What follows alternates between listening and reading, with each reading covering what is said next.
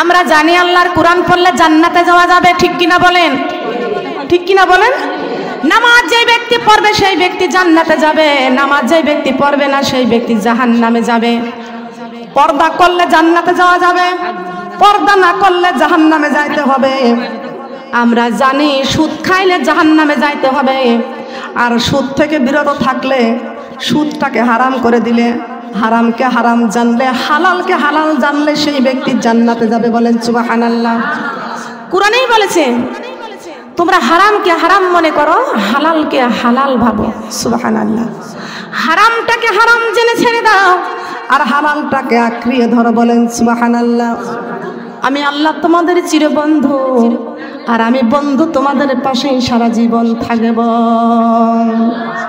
আমার আল্লাহর জায়গা আমরা বাস করতেছি, আল্লাহর জায়গায় ঘর করেছি, আল্লাহর জায়গায় কত ফসল তৈরি হচ্ছে, আল্লাহর জমিনে চলতেছি, আল্লাহর জমিন থেকে যত খাবার উৎপাদন হচ্ছে সব খাবার খেয়ে আমরা বেঁচে থাকতেছি। আমার আল্লাহর জায়গা, আল্লাহর জমিন, ঘরে বানায় আমি রই, আমি তো এই ঘরের মালিক নই, আমি তো এই জমির মালিক। আমার আল্লাহর জায়গা, আল্লাহর জমিন, ঘরে বানায় আমি রই, আমি তো এই ঘরের মালিক নই, আমি তো এই জমির মালিক। আমার মহান আল্লাহর জমিদারি, আমার মহান আল্লাহর জমিদারি, আমি তার হুকুমে নামাজি পড়ি। সুবহানাল্লাহ বলেন। কার হুকুমে নামাজ পড়ি? আমার মহান আল্লাহর জমিদারি, আমি তার হুকুমে নামাজ পড়ি। ও আমি পাইলাম না আল্লাহর দেখা, ও আমি পাইলাম না আল্লাহর দেখা, তাই তো কোরআনে বুকে রই, আমি তাই তো কোরআন বুকে রই, আমি তো এই জমির মালিক নই, আমি তো এই ঘরের মালিক।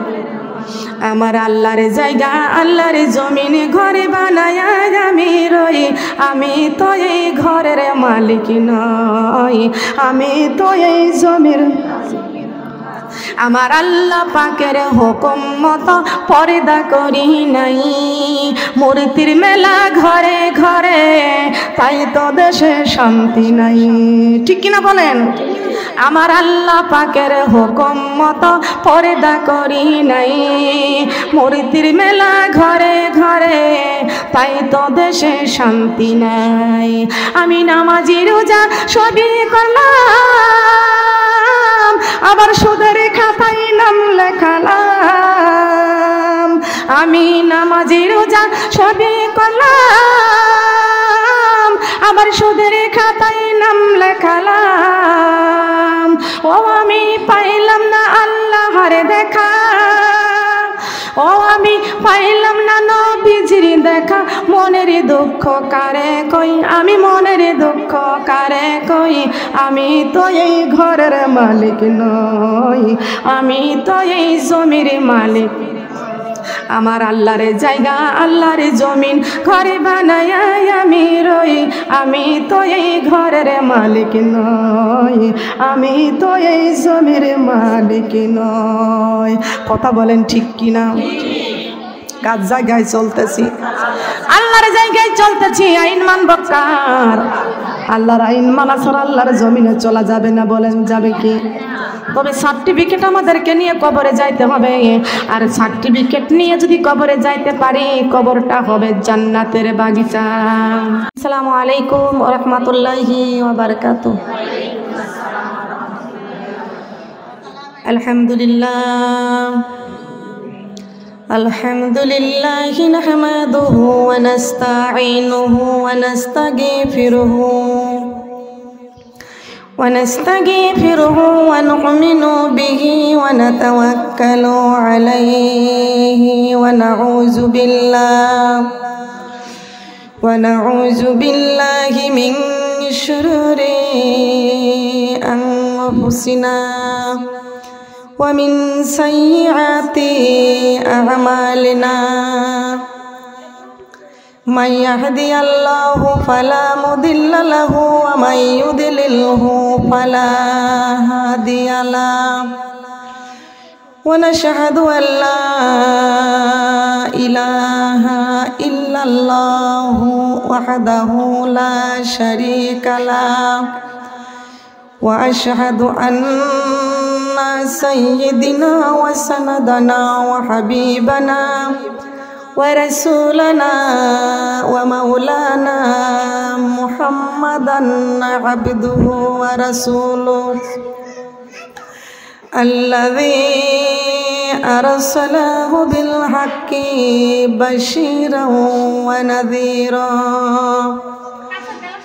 وداعيا إلى الله بإذنه وسراجا منيرا فقد قال الله تعالى في كلامه المجيد والفرقانه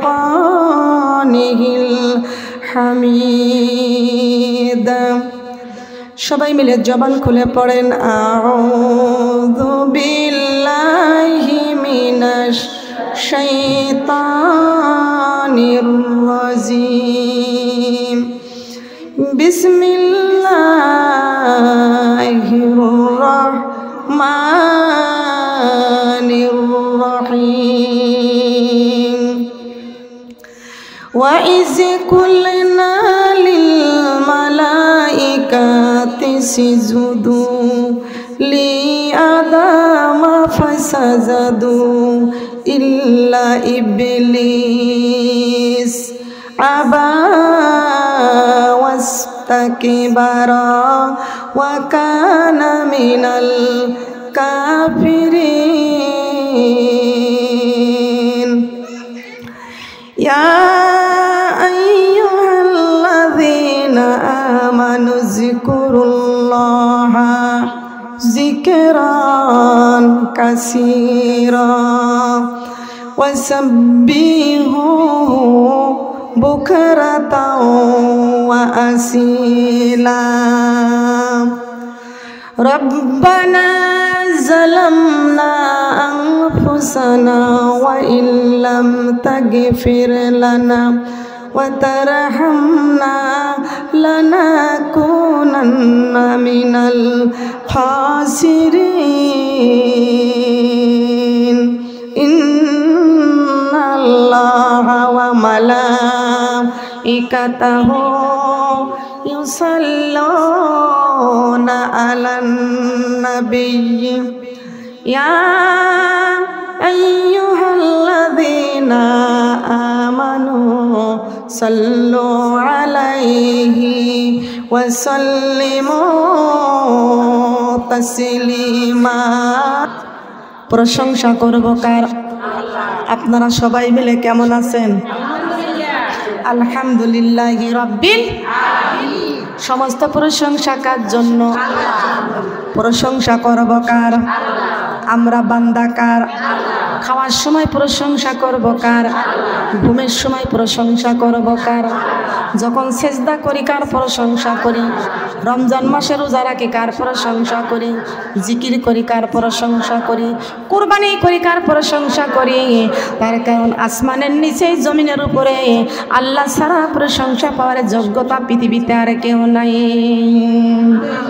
আছে নাকি বলেন বলেন আছে নাকি এ মানুষ আমাদেরকে আল্লাহ পাক রব্বুল আলামিন কেন বানাইছেন শুধু খাওয়ার জন্য শুধু ঘুমানোর জন্য পাঁচতলা বিল্ডিং করার জন্য বলেন 5টি গাড়ি করার জন্য আল্লাহ পাক রব্বুল আলামিন আমার নবীজিকে বলে দিয়েছেন ইন্না আরসালনাকা বিল হাক্কি বাশীরা ওয়া নাযীরা ওয়ালা তুসআলুন আন আসহাবিল জাহিম হে নবী পৃথিবীর জমিনে আপনাকে পাঠিয়ে দিয়েছি আপনাকে দারোগা বানাইয়া পাঠাই নাই, ম্যাজিস্ট্রেট বানাইয়া পাঠাই নাই, এমপি বানাইয়া পাঠাই নাই, মন্ত্রী বানাইয়া পাঠাই নাই। পৃথিবীতে আমি আল্লাহ পাক রব্বুল আলামিন সৃষ্টি করেছি, আমার কোরআন শরীফের মধ্যে ঘোষণা করে দিয়েছি, ওয়া মা খালাকাতুল জিন্না ওয়াল ইনসা ইল্লা লিয়াবুদুন। বলেন আল্লাহু আকবার। আমি আল্লাহ জিন জাতি আর মানুষ জাতিকে সৃষ্টি করেছি একমাত্র আমার গোলামি করার জন্য। বলেন সুবহানাল্লাহ। 18,000 মাখলুকাতকে আল্লাহ সৃষ্টি করেছেন, আর 18,000 মাখলুকাতের মধ্যে আমরা হলাম সৃষ্টির সেরা মানুষ। বলেন সুবহানাল্লাহ। আমরা আশরাফুল মাখলুকাত, আল্লাহর খলিফা। কার খলিফা? আমরা আশরাফুল মাখলুকাত, আমরা আল্লাহর খলিফা। আর আল্লাহর খলিফা একমাত্র হুকুম পালন করবে কার? বলেন কার হুকুম পালন করবে? সর্বক্ষণ হুকুম পালন করব কার? কার নাম জপ স্মরণ করব কার? আল্লাহ তো তাও বলে দিয়েছেন, ফাযকুরুনি আযকুরুকুম ওয়াশকুরুলি ওয়ালা তাকফুরুন। বলেন আল্লাহু আকবার। কাছে আসেন।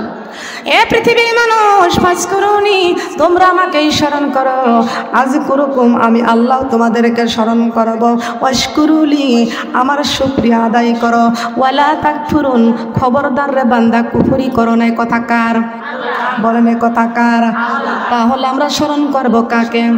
খাওয়ার সময় কাকে স্মরণ করব? ঘুমের সময় কাকে স্মরণ করব? কুরবানির সময় কাকে স্মরণ করব? আল্লাহ পাক রব্বুল আলামিন বলেছেন, রে আমার বান্দা, সর্বক্ষণ আমি আল্লাহকে স্মরণ করবা, আযকুরুকুম, আমি আল্লাহ তোমাদেরকে স্মরণ করব। বলেন সুবহানাল্লাহ। হৃদয়ের জানালা খুলে দাও না, প্রভুর ডাকে কেন সাড়া দাও না, আমার প্রভুর ডাকে কেন? কাছে আসেন। হৃদয়ের জানালা খুলে দাও না, প্রভুর ডাকে কেন সাড়া দাও না, আমার প্রভুর ডাকে কেন? এই কোরআনের মালিক যিনি আল্লাহ মহান, সৃষ্টি তারি এই নিখিল জাহান। সুবহানাল্লাহ বলেন। এই কোরআনের মালিক যিনি আল্লাহ মহান, সৃষ্টি তারি এই তামাম জাহান, তারি প্রেমে কেন সাড়া দাও না, প্রভুর ডাকে কেন সাড়া দাও না, আমার প্রভুর ডাকে কেন? হৃদয়ের জানালা খুলে দাও না, প্রভুর ডাকে কেন সাড়া দাও না, আমার প্রভুর ডাকে কেন? এই জমিনের মালিক যিনি আল্লাহ মহান, সৃষ্টি তারি এই নিখিল জাহান, তারি প্রেমে কেন সাড়া দাও না, প্রভুর ডাকে কেন সাড়া দাও না, আমার প্রভুর ডাকে কেন? হৃদয়ের জানালা খুলে দাও না, প্রভুর ডাকে কেন সাড়া দাও না, আমার প্রভুর ডাকে কেন? এই বিশ্ব মালিক যিনি আল্লাহ মহান, সৃষ্টি তারি এই তামাম জাহান, তারি প্রেমে কেন সাড়া দাও না, প্রভুর ডাকে কেন সাড়া দাও না, আমার প্রভুর ডাকে কেন সাড়া দাও না। সুবহানাল্লাহ বলেন। ঠিক না বেঠিক? ভুল বলেছি? অন্যায় কথা বলেছি? কথার মধ্যে ভুল আছে, ভেজাল আছে, সন্দেহ আছে? তার কারণ আমার কিতাবের মধ্যে কোনো ভুল নাই, কিতাবের মধ্যে কোনো ভেজাল নাই। কিতাবটার নাম দিয়েছেন আল্লাহ পাক রব্বুল আলামিন, যালিকাল কিতাবু লা রাইবা ফীহি হুদাল লিল মুত্তাকিন। মুত্তাকিন। বলেন আল্লাহু আকবার। কার কথা? আল্লাহর কথার মধ্যে একটি ভুল নাই, একটি ভেজালও নাই। সেই আল্লাহর কথা কেন আমরা মানতে পারি নাই? কেন আমরা মানি নাই? দিনের মধ্যে নামাজ পড়তে হয় 5 ওয়াক্ত 5 বার। কয়বার? বলেন কয়বার? ও মা, একটা সার্টিফিকেট নিয়ে আমাদের কবরে যাওয়া লাগবে, লাগবে কি লাগবে না? সার্টিফিকেট ছাড়া যদি কবরে যায়, যেমন টিকিট ছাড়া যেমন গাড়িতে ওঠা যায় না, টিকিট ছাড়া যেমন গাড়িতে চলা যায় না, টিকিট না কাটলে যেমন গাড়ি পাওয়া যায় না, কবরে টিকিট না নিয়ে গেলে আল্লাহর জান্নাতে যাওয়া যাবে না। কথা বলেন ঠিক কিনা? কথা বলেন ঠিক কিনা? আমারে মা বোনেরা, রিক্সা চালক রিক্সা না চালাইলে যেমন রিক্সা চলে না, আল্লাহর প্রিয় বান্দি আল্লাহর জিকির না করলে আল্লাহর প্রিয় বান্দা হওয়া যায় না। কথা বলেন ঠিক না বেঠি? আমাদের জানতে হবে, আমাদের মানতে হবে, আমাদের ইবাদত করতে হবে। দরকার আছে কি আছে না? আছে না? তবে আমার নবীর তরিকায় আমাদের চলতে হবে। ওই আবু জাহেল সমস্ত নেতাদেরকে বলে দে, সব প্রজাদেরকে বলে দিয়েছে, প্রজাগণ ও আমার সঙ্গীরা তোমরা শোনো, মুহাম্মদ নামে যাকে তোমরা নাম শুনতেছ সে তো পাগল হয়ে গেছে। কি হয়ে গেছে? আহারে আমার নবীকে পাগল বলে গালি দিয়েছে আবু জাহেল। গালি দিছে কি দিছে না? ওই সোনারে নবী মুহাম্মদ রাসূলুল্লাহ সাল্লাল্লাহু আলাইহি ওয়াসাল্লাম উম্মতদেরকে সেজদা শিখাইতেছেন, সেজদায় পড়ে কাঁদতেছেন। নবীজি আল্লাহর কাছে কাঁদতেছেন এবং উম্মতদেরকে সেজদা শিখাইতেছেন। হে উম্মতেরা, তোমরা এমনি করে সেজদা করো, আমার আল্লাহকে সেজদা করো, আমার আল্লাহ খুশি হয়ে যাবেন। সুবহানাল্লাহ। মেরাজ থেকে আমার নবীজি ফিরলেন, মেরাজ থেকে ফিরে আমার নবী সেজদা শিখাইতেছে উম্মতদেরকে। এমন সময় দূর থেকে আবু জাহেল দেখতে পাচ্ছে মুহাম্মদ সেজদায় মাথা নত করে পড়ে আছে। এমন সময় আমি যাইয়া মুহাম্মাদের ঘাড়ের উপরে পাড়া দিয়ে ধরে ওকে জীবনের মতো শেষ করে দিব। নাউজুবিল্লাহ বলেন। সারা জীবন আবু জাহেল চাচা হইয়া, আপন চাচা হইয়া নবীজির সঙ্গে দুশমনি করেছে, বেয়াদবি করেছে। যখনই আবু জাহেল বলেছে মুহাম্মদ সেজদায় পড়ে আছে, এই সময় যাইয়া ঘাড়ের উপরে পাটা দিয়ে চাপা দিয়ে শেষ করে দিব। যখনই প্ল্যান করেছে আল্লাহ পাক রব্বুল আলামিন দুইজন ফেরেশতাকে বাঘের রূপ ধরিয়ে আমার নবীজির পাশে বসাইয়া দিয়েছে। আবু জাহেল প্ল্যান করেছে, আবার তাকায়া দেখতে পাচ্ছে মুহাম্মদ সিজদায় পড়ে আছে আর মুহাম্মাদের পাশে দুইটা বাঘ বসে আছে। বাঘ দেখলে মানুষ আসবে? বলেন, বাঘের কাছে মানুষ যায়? বাঘের কাছে তো মানুষ যায় না, কিন্তু আমার নবীজির ডাইনে একটা বাঘ, বামে একটা বাঘ, দুইটা বাঘ।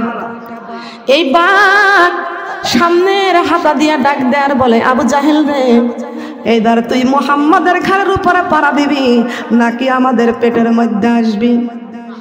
আমরা তোকে খাওয়ার জন্য এখানে বসে আছি। তারপরও বেদিন শয়তান আমার নবীজিকে চিনে নাই। কথা বলেন ঠিক কিনা? ঠিক কিনা বলেন? আমরা জানি আল্লাহর কোরআন পড়লে জান্নাতে যাওয়া যাবে, ঠিক কিনা বলেন? ঠিক কিনা বলেন? নামাজ যে ব্যক্তি পড়বে সেই ব্যক্তি জান্নাতে যাবে, নামাজ যে ব্যক্তি পড়বে না সেই ব্যক্তি জাহান্নামে যাবে। পর্দা করলে জান্নাতে যাওয়া যাবে, পর্দা না করলে জাহান্নামে যাইতে হবে। আমরা জানি সুদ খাইলে জাহান্নামে যাইতে হবে, আর সুদ থেকে বিরত থাকলে, সুদটাকে হারাম করে দিলে, হারামকে হারাম জানলে, হালালকে হালাল জানলে সেই ব্যক্তি জান্নাতে যাবে। বলেন সুবহানাল্লাহ। কোরআনেই বলেছে তোমরা হারামকে হারাম মনে করো, হালালকে হালাল ভাবো। সুবহানাল্লাহ। হারামটাকে হারাম জেনে ছেড়ে দাও আর হালালটাকে আঁকড়িয়ে ধরো। বলেন সুবহানাল্লাহ। আমি আল্লাহ তোমাদের চিরবন্ধু, আর আমি বন্ধু তোমাদের পাশেই সারা জীবন থাকব। আমার আল্লাহর জায়গা আমরা বাস করতেছি, আল্লাহর জায়গায় ঘর করেছি, আল্লাহর জায়গায় কত ফসল তৈরি হচ্ছে, আল্লাহর জমিনে চলতেছি, আল্লাহর জমিন থেকে যত খাবার উৎপাদন হচ্ছে সব খাবার খেয়ে আমরা বেঁচে থাকতেছি। আমার আল্লাহর জায়গা, আল্লাহর জমিন, ঘরে বানায় আমি রই, আমি তো এই ঘরের মালিক নই, আমি তো এই জমির মালিক।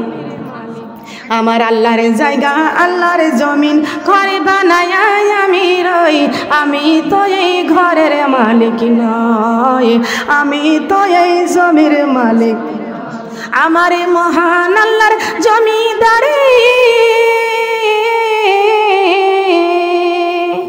আমার মহান আল্লাহর জমিদারি, আমি তার হুকুমে নামাজি পড়ি। সুবহানাল্লাহ বলেন। কার হুকুমে নামাজ পড়ি? আমার মহান আল্লাহর জমিদারি, আমি তার হুকুমে নামাজি পড়ি।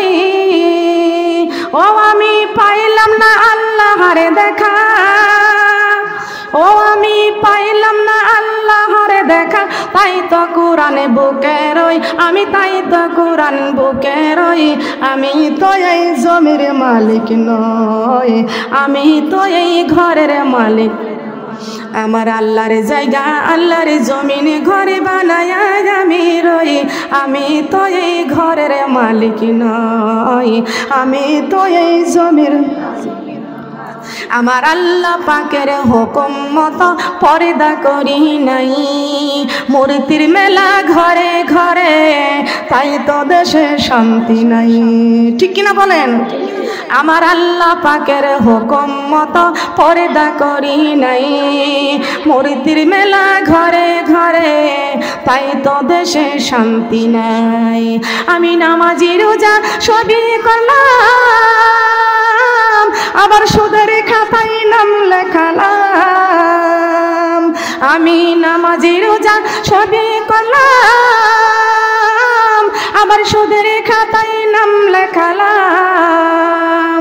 ও আমি পাইলাম না আল্লাহর দেখা, ও আমি পাইলাম না নবীজির দেখা, মনের দুঃখ কারে কই, আমি মনের দুঃখ কারে কই, আমি তো এই ঘরের মালিক নই, আমি তো এই জমির মালিক।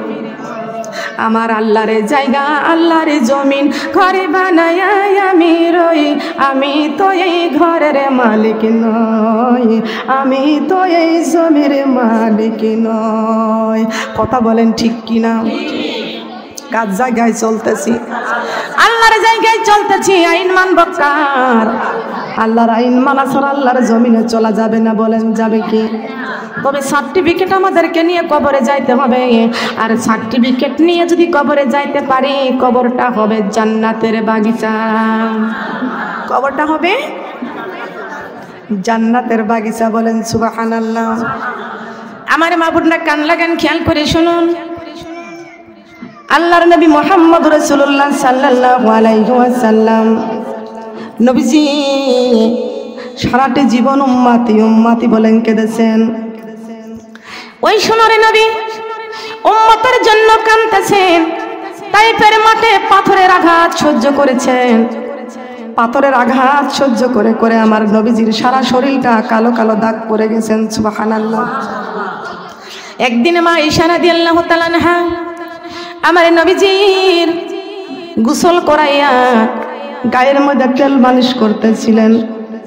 এমন সময় মা আয়েশা রাদিয়াল্লাহু তাআলা আনহা দেখতে পাচ্ছে আমার নবীজির গায়ের মধ্যে, পিঠের মধ্যে কালো কালো দাগ।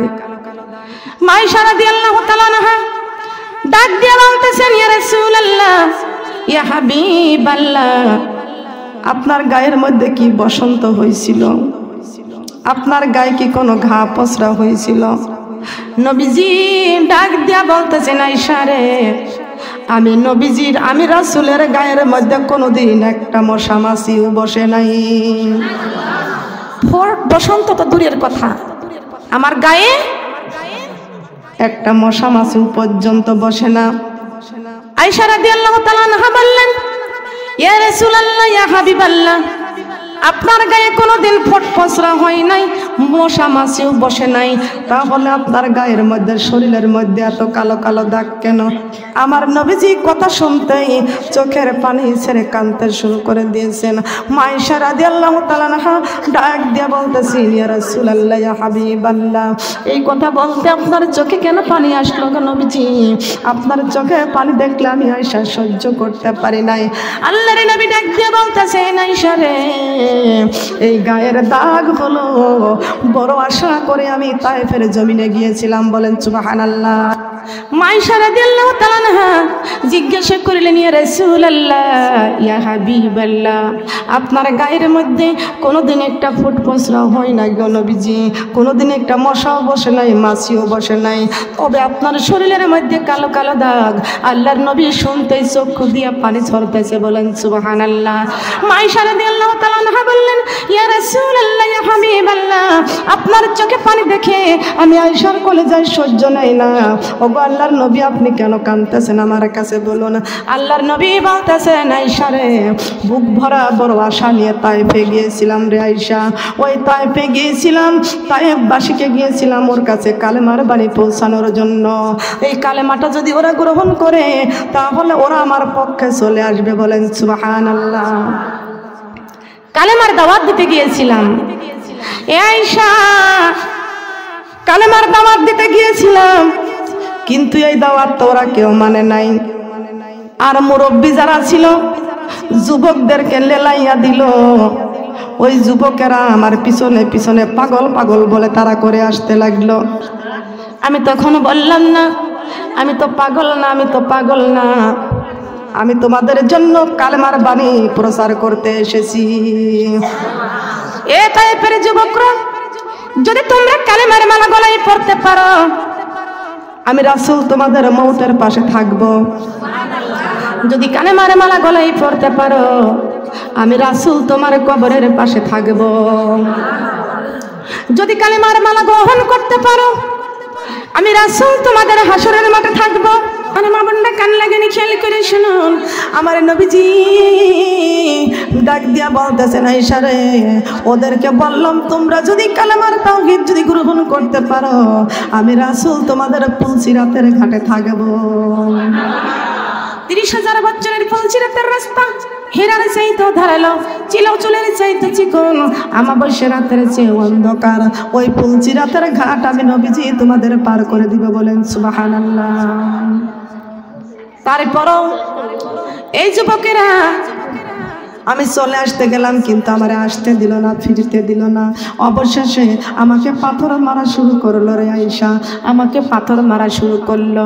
এমন ভাবে পাথর মারা শুরু করলো, আমি ওদের কাছে হাত দুইটি জোর করে বললাম, আমি পাগল না, পাগল না। আল্লাহ পাক রব্বুল আলামিন কোরআন শরীফের মধ্যে ঘোষণা করে দিয়েছেন, ওয়া মা আরসালনাকা ইল্লা রাহমাতাল লিল আলামিন। আল্লাহু আকবার। আমি পাগল না, তোমাদেরকে কালেমার তাওহীদ জানানোর জন্য, কালেমার তাওহীদ প্রচার করতে আমি এসেছি। তোমরা কেউ আমাকে পাগল বলে আমারে পাথর মারো না। তোমরা কালেমা গ্রহণ করলে করবে, না করলে আমাকে মারো না, আমাকে তোমরা ছেড়ে দাও। কিন্তু আমার নবীকে কেউ কখনো ছেড়ে দিল না। বৃষ্টির মতো পাথর পড়তে লাগলো আমার নবীজির গায়ে। বলেন সুবহানাল্লাহ। এমন মারা মারতেছে আমার নবীজিকে, হায়রে নবীজির পক্ষে কেউ নাই। তায়েফবাসী কাফেররা আমার নবীকে এমন ভাবে পাথর মারতে শুরু করলো। শ্রাবণ মাসে যেমন বৃষ্টির ফোঁটা পড়ে, আমার সোনার নবীজির গায়ে তেমনি পাথর পড়তে লাগলো। সুবহানাল্লাহ বলেন। শ্রাবণ মাসে বৃষ্টির ফোঁটা যেমনি পড়ে জমিনে, তেমনি পাথর বৃষ্টি হয়েছে আমার সোনার নবীজির গায়েতে। আল্লাহুম্মা সাল্লি আলা মাওলানা মুহাম্মদ সাইয়্যিদিনা কাফের ছিল হাজার হাজার, নবীজি ছিল একজনা। সবাই বলে মারো রে পাথর, নিষেধ কেহ করলো না। আল্লাহুম্মা সাল্লি আলা মাওলানা মুহাম্মদ সাইয়্যিদিনা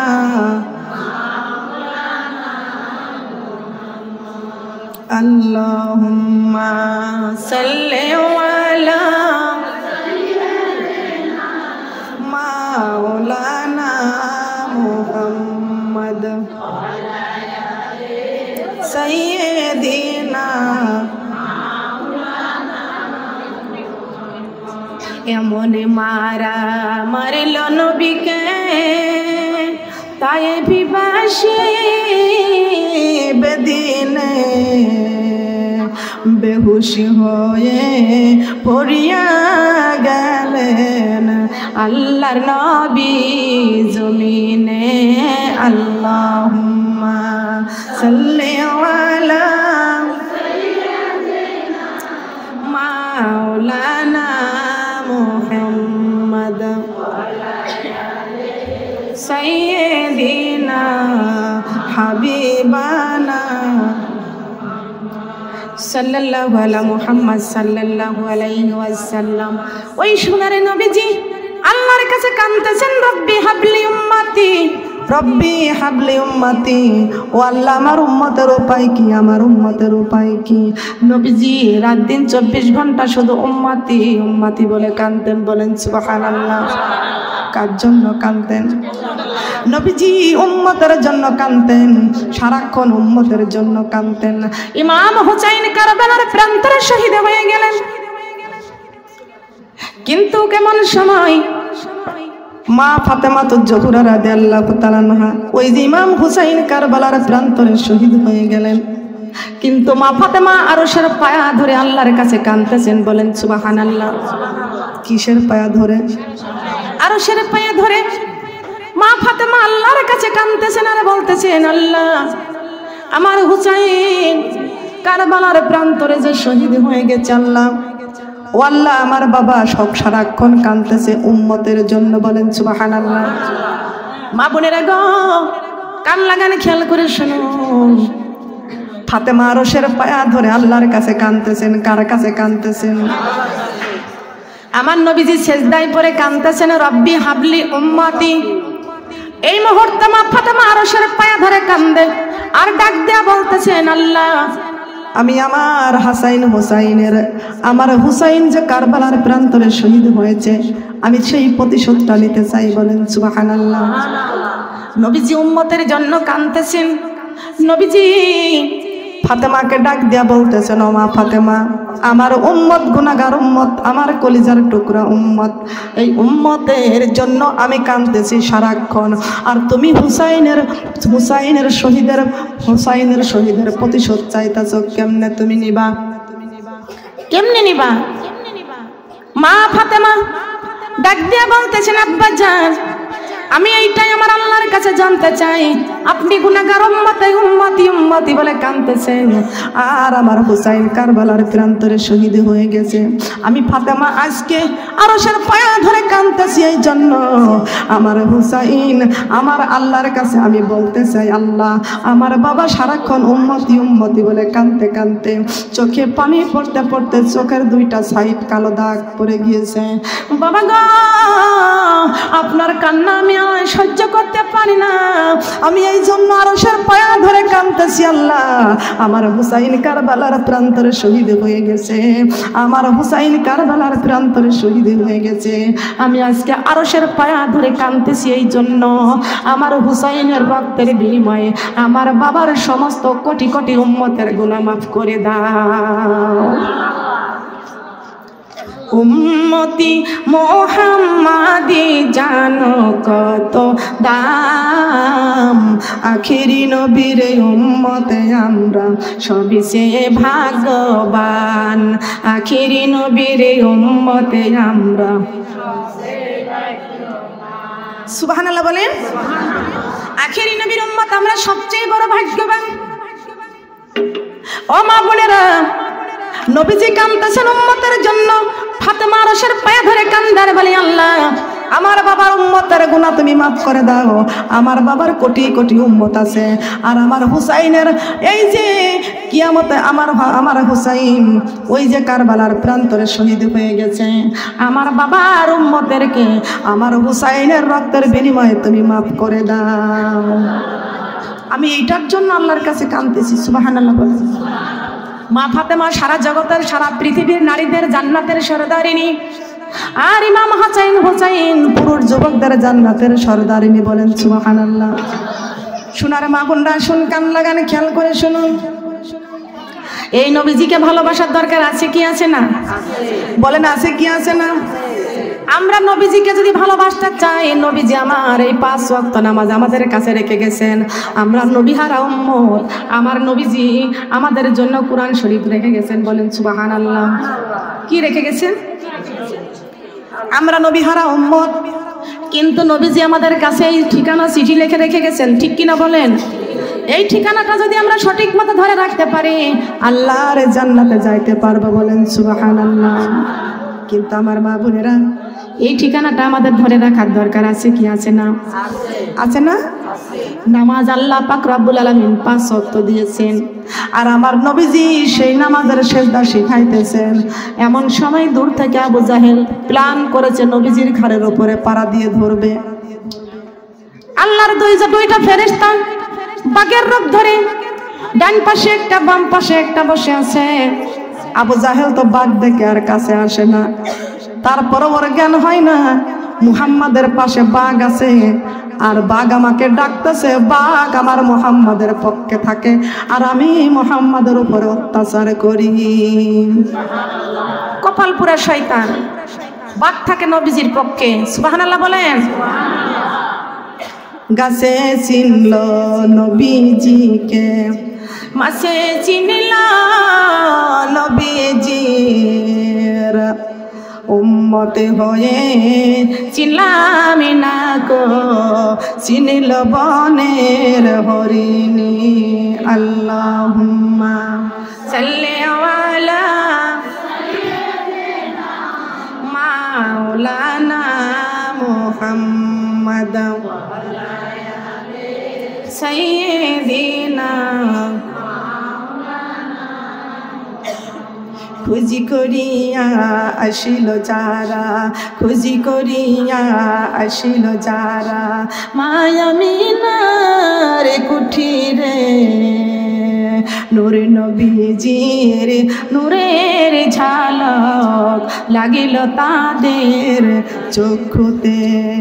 চিনুরেরি ঝলক লেগে, চিনুরেরি ঝলক লেগে চক্ষু ঝলসে গেল ওই নবীজির মহব্বতে। দরুদ মুমিন পড়ো আল্লাহ।